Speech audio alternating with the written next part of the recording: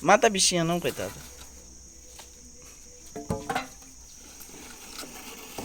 Tô te vendo.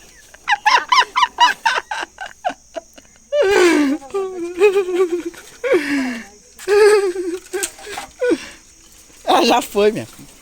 Não, foi ou não foi? Não tinha como ela sair daí. Não é venenoso não, filho. Bem não.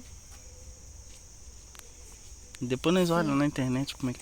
Ah, e depois eu não acho ela, aí você descobre uma cascavel, uma jaracuçu, aí o que adianta? Só pra me apavorar mais. Bobo.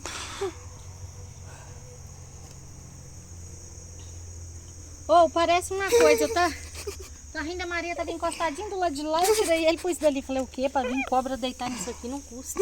Tirei hoje. Ai, eu não dou conta não, acho. Larga a bichinha. Não pode vir brincar aqui. Você viu que tinha bicho perigoso? E pregos.